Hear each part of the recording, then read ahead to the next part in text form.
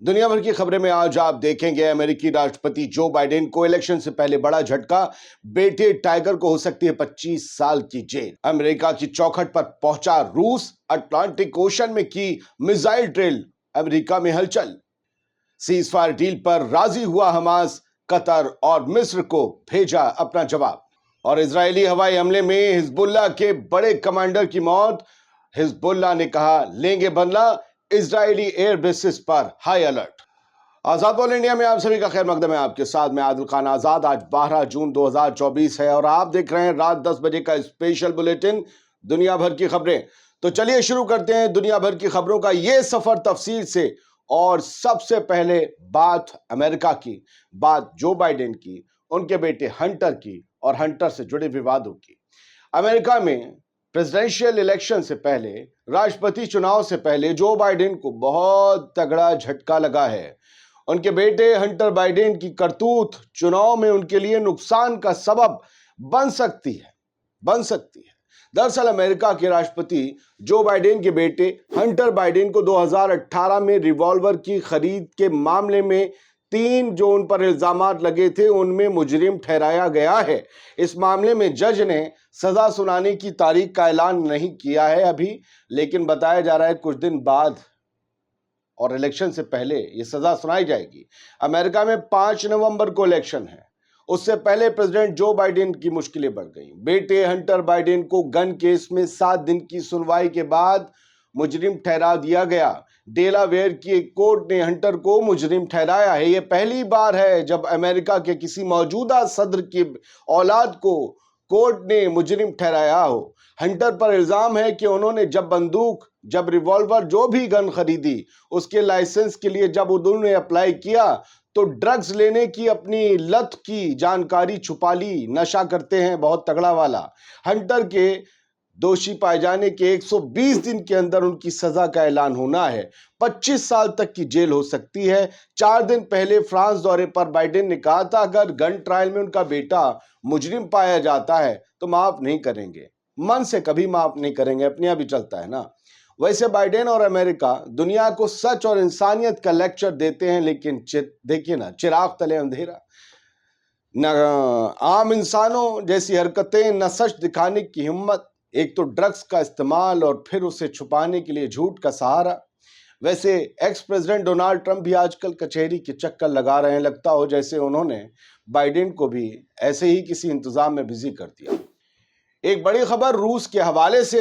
Vladimir Putin के warships का बेड़ा इस वक्त अमेरिका के वाटर्स में, अमेरिका के जल क्षेत्र से मात्र 40 किलोमीटर, मात्र 40, जब मैं खबर पढ़ रहा हूं तो 40 किलोमीटर दूर क्यूबा की कोस्ट पर पहुंच गया था। अब तो और आगे पहुंच गया होगा। इस बेड़े में रूस की एक परमाणु पनडुब्बी शामिल है। यह बेड़ा 12 जून के संयुक्त जॉइंट एक्सरसाइज मिशन में शामिल होगा। हालांकि कुछ सोर्सेस का यह भी दावा है कि बेड़ा अभी क्यूबा नहीं पहुंचा है, लेकिन कभी भी पहुंच सकता है बहुत करीब। जिरकोन हाइपरसोनिक मिसाइलों से लैस पुतिन का सबसे आधुनिक युद्धपोत, सबसे advanced worship frigate admiral Gorshkov और न्यूक्लियर एनर्जी से चलने वाली पनडुब्बी यानी सबमरीन कजान और 2 दूसरे नेवल जहाजों के साथ जो बाइडेन के दरवाजे पर है। यह सारा बेड़ा पुतिन का। यूक्रेन के खिलाफ जंग को लेकर अमेरिका से जारी टेंशन के बीच रूसी बेड़े की हलचल ने क्यूबा मिसाइल संकट की याद दिला दी है, जो 6 दशक पहले, 6 दहाइयों पहले हुआ था। दोस्तों, इसी खबर में एक बड़ी खबर यह है कि रूसी डिफेंस मिनिस्ट्री ने कहा है कि एक रूसी वॉरशिप और एक न्यूक्लियर सबमरीन क्यूबा जाते वक्त अटलांटिक ओशन में मिसाइल ड्रिल करती है। उन्होंने ड्रिल की है, अंजाम दी है अटलांटिक ओशन में, रूस के इस फ्रिगेट ने और सबमरीन ने। एक बयान में कहा गया कि पनडुब्बी कजान और वॉरशिप एडमिरल गोर्शकोव की तरफ से की गई ड्रिल में 600 किलोमीटर से ज्यादा की दूरी से एक नकली दुश्मन के ठिकाने पर हाई प्रिसीजन मिसाइल्स दागना शामिल रहा। मिनिस्ट्री ने कहा कि एडमिरल गोर्शकोव ने हाल ही के दिनों में हवाई हमले को नाकाम करने के लिए भी ट्रेनिंग ली है, उस पर प्रैक्टिस की गई है। फिलहाल अमेरिका इसे उकसावे वाली ड्रिल की शक्ल के तौर पर भी देख सकता है। अभी तक तो नहीं देखा या देख लिया, लेकिन नजर जरूर रखे है कि रूस उसके दरवाजे पर आकर क्या कर रहा है। आप सबको पता होगा कि क्यूबा से अमेरिका के कोस्टल दूरी या कैसी भी दूरी 150 किलोमीटर है। बात क्या होता है 150 किलोमीटर? अमेरिका से 150 किलोमीटर रूस ये सब करेगा। रूसी फौज में भर्ती 2 भारतीय नौजवानों की यूक्रेन के साथ जारी जंग के दौरान मौत हो गई, खबर आई। इसके बाद हमारी भारतीय फॉरेन मिनिस्ट्री सख्त हो गई है। फॉरेन मिनिस्ट्री ने मौत की कंफर्मेशन के साथ बताया कि सरकार ने रूस के साथ इस मुद्दे को उठाया है। रूसी फौज भारतीय नागरिकों की भर्ती फौरन बंद कर दे, ये भारत की तरफ से कहा गया है। भारत ने कहा कि जितने भी भारतीय हमारे इंडियन सिटीजन्स रूसी फौज में भर्ती हुए हैं वो फौरन वापस लौट आएं और उन्हें हम कहते हैं, मुतालबा करते हैं कि उन्हें वापस लौटने की इजाजत दी जाए रूस की तरफ से। इसके अलावा मिनिस्ट्री ने, भारत की फॉरेन मिनिस्ट्री ने रूस में नौकरी करने वाले सिटीजन से कहा है कि होशियार रहो, ज्यादा पैसे के चक्कर में बंदूक मत उठा लेना। भारतीय नागरिकों की रूस से वापसी को लेकर मॉस्को में जो भारतीय एम्बेसी है उसने दिल्ली में रूस की एम्बेसी और रूस के ऑफिशियल्स के साथ इस मुद्दे को बहुत मजबूती से उठाया है। भारत के फॉरेन मिनिस्ट्री ने जारी एक बयान में इसकी जानकारी दी है। भारत ने रूस से मुतालबा किया है कि रूसी सेना में किसी भी तरह से भारतीय सिटीजन्स को भर्ती ना किया जाए और हमारी जो साझेदारी है, हमारे जो आपसे बायलैटरल रिलेशंस हैं, ये काम उसके खिलाफ है। रूसी सेना में आखिरकार बाहर के लोग क्या कर रहे हैं? भारतीय नहीं, दुनिया भर के जो लोग लड़ रहे हैं वो क्यों लड़ रहे हैं? दरअसल यूक्रेन के साथ 2 साल से ज्यादा मुद्दत से जंग जारी है रूस की। बड़ी तादाद में रूसी सैनिक मारे गए हैं। इससे रूस परेशान है और इसी वजह से वो बाहर के लोगों को भर्ती कर रहा है। रूस की सेना में भारतीय नागरिकों के अलावा बड़ी संख्या में, बड़ी तादाद में नेपाली भी हैं जो फौजी के तौर पर सबसे आगे की लाइन में गोली खाने के लिए तैयार हो जाते हैं। इसके अलावा अफ्रीकी देशों और ईस्टर्न एशियाई देशों के भी लोग शामिल हैं रूस की फौज में। रूस की फौज में विदेशी नागरिकों की बड़ी जिम्मेदारी नहीं होती है। इनका काम बस अग्रिम मोर्चे पर रूसी सेना के साथ मिलकर लड़ाई लड़ना होता है, सप्लाई चेन को बनाए रखना होता है। इस दौरान रूसी नागरिकों के साथ विदेशी नागरिकों की भी मौत हो जाती है। इससे पहले भारतीय सैनिकों की मौत पहले भी हमारे पास आ चुकी हैं ऐसी खबरें, लेकिन ये वाली जो आई है इसके बाद हुकूमत हमारी सख्त हो गई है। सोचिए, हमारे बंदे, नेपाल के बंदे या किसी भी हमारे आसपास के मुल्क के बंदे रूस की फौज में कोई कमांडर, कोई बड़े पद पर तो जा नहीं पाएंगे, बस आगे खड़े कर दिए जाते हैं गोली खाने के लिए। क्यों? क्योंकि यहां उन्हें और नेपाल में उन्हें नौकरी नहीं मिलती। इस अमृत काल में लोग अगर सिर्फ मौत का रास्ता चुन लेते हैं पैसे कमाने के लिए, तो समझ जाना चाहिए कि उनके घर में जो दावे हो रहे हैं वो हवाई हैं। अगर यहां पर रोजगार की गंगा, जमुना और थेम्स बह रही होती तो वहां कभी मौत के लिए नहीं जाते। अब बात हिजबुल्लाह की, इराक के रेजिस्टेंस की और हमास की, सीज फायर की और नॉर्थ में हो रहे कॉन्फ्लिक्ट की और इराक से जो लगातार ड्रोन दागे जा रहे हैं उसकी। ईरान में इस्लामिक रेजिस्टेंस के लड़ाकों ने आज सुबह सुबह 12 जून को इजराइल पर एक ड्रोन हमला किया, जिसमें इलाट इलाके के अल रश में कुछ अहम साइट्स को निशाना बनाया गया। इराकी रेजिस्टेंस फाइटर्स ने फिलिस्तीनी लोगों और गजा पट्टी में रेजिस्टेंस के सपोर्ट में इलाट की तरफ ड्रोन लॉन्च किए थे। इराकी रेजिस्टेंस ने साफ कहा कि वो आगे भी अपने दुश्मनों को निशाना बनाना जारी रखेगा। इससे पहले मंगल को इराकी रेजिस्टेंस ने इजरायली एसेट्स के खिलाफ 2 हमले किए थे। इसमें इलाट में एक साइट और कब्जे वाले हाइफा बंदरगाह को निशाना बनाया गया था। आगे बढ़ते हैं। मिस्र की फॉरेन मिनिस्ट्री ने मंगल की कल देर रात मिस्र और कतर को हालिया सीजफायर और कैदियों की अदला बदली के सिलसिले में हमास और इस्लामिक जिहाद से जवाब मिलने का दावा किया है। हमास और इस्लामिक जिहाद ने कहा कि सीजफायर से इजराइल की एग्रेशन पूरी तरह से खत्म होनी चाहिए, इससे कम कुछ भी मंजूर नहीं है, पूरे हमले बंद होने चाहिए। वैसे दोस्तों, लग तो ये रहा है कि सीजफायर होकर रहेगा और पहले ही फेज में इजरायली फौज को गजा की आबादी वाले इलाके छोड़ने होंगे, जबकि दूसरे फेज में उसे पूरी तरह से गजा को खाली करना होगा। खबर को जरा तफसील से समझिए।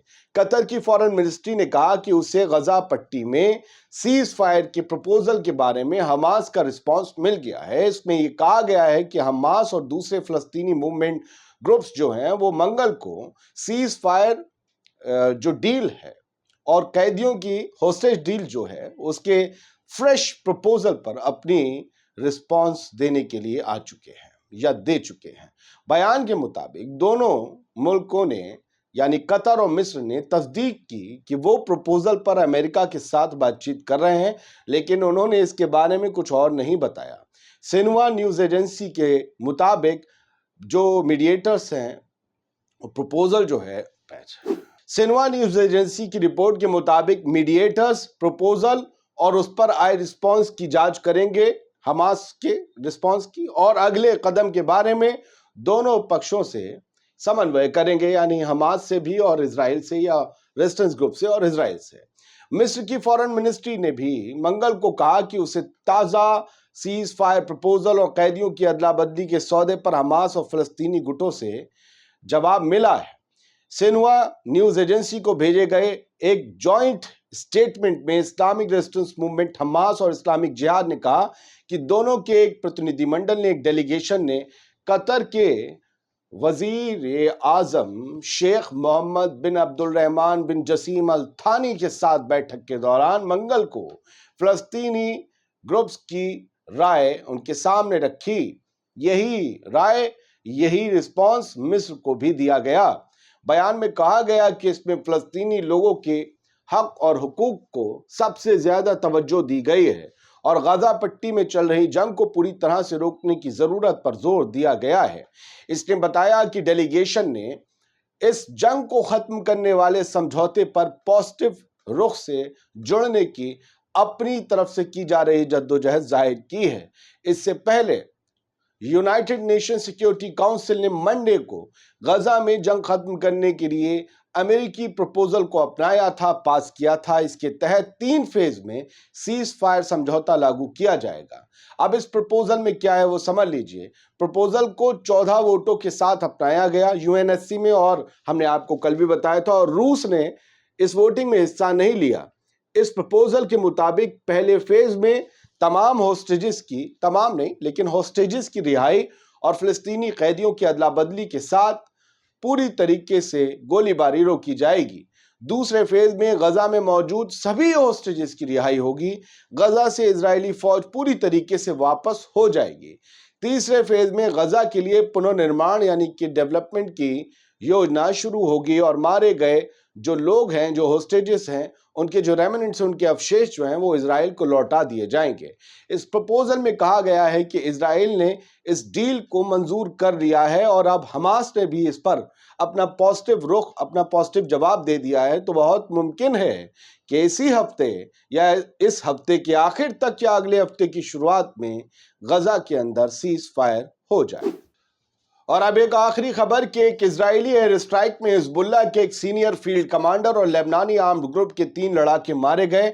साउथ लेबनान के जोया गांव में मंगल की देर रात को यह हमला हुआ। इस हमले के बाद खबर है कि लेबनानी सरहद से लगते इजरायली कब्जे वाले इलाकों में इजरायली एयरफोर्स के अड्डों पर हमले का खतरा बढ़ गया है। कहा यह जा रहा है कि हिजबुल्ला इस एयर स्ट्राइक का बदला एयरफोर्स को ही बड़ा नुकसान पहुंचा कर लेना चाहता है। हिजबुल्ला के कमांडर तालेब समी अब्दुल्ला, इस फोटो में जो आपको राइट साइड में नजर आ रहे हैं, ये पिछली रात मारे गए इजराइल के हवाई हमले में। अब ये पता चला है कि इनकी मौत का बदला लेने के लिए हिजबुल्ला ड्रोन, रॉकेट और मिसाइलों का बड़े पैमाने पर इस्तेमाल कर सकता है। इसी के मद्देनजर नॉर्थ और सेंट्रल इजराइल में इजरायली एयर डिफेंस यूनिट्स और एयरफोर्स बेसिस को हाई अलर्ट मोड पर रखा गया है। हिजबुल्ला ने अपने कमांडर तालिब सामी अब्दुल्ला, जिन्हें हज तालिब के नाम से भी जाना जाता था, उनका बदला लेने का ऐलान किया है। दुनिया भर की खबरें इस बुलेटिन में, इस शो में आज के लिए बस इतना ही। उम्मीद ये करते हैं कि तमाम खबरें आपको पसंद आई होंगी।